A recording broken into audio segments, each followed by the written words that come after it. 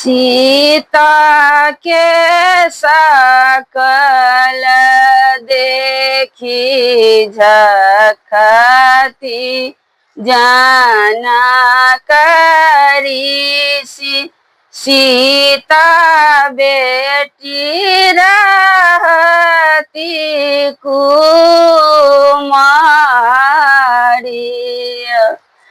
सीता के सकल देखी झखती जाना करी सिया बे सीतारा कुमारी।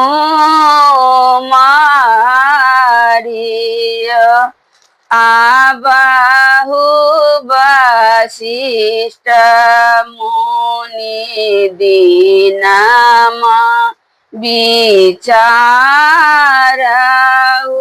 सीता के लगन बरऊ ताहुलय।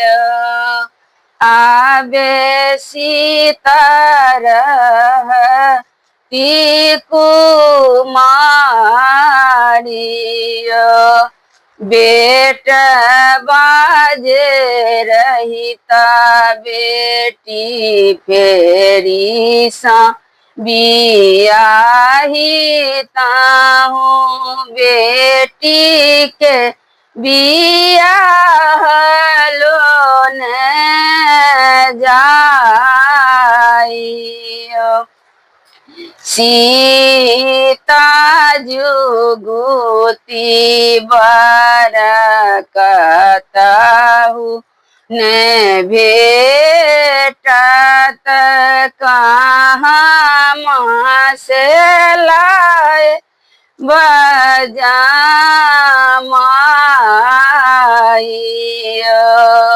सीता जुगुती बरकहु नाई भेटत कहाँ माँ से लाए बजामाई।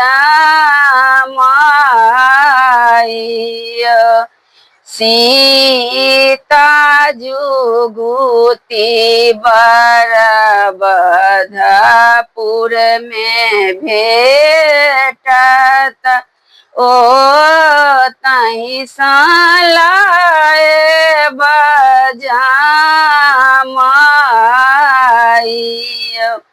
राजा दशरथ जी के चारि बालक छानी एक श्यामल तीन गोर। गोराही देखी जूनी भूलिया बाबा श्यामल के मुकुट चढ़बय। गाय गोबर अंगनानी पा ए बसोनमा के कलश धराई। जखन ही रामचंद्र धनुष उठाओल माची गेल जय जयकार।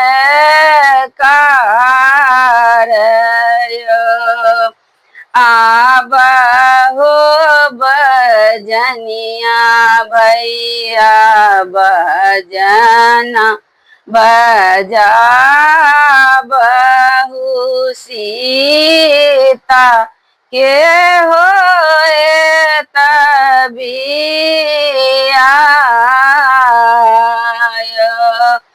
आबहो बजनिया भैया बजना बजाबहु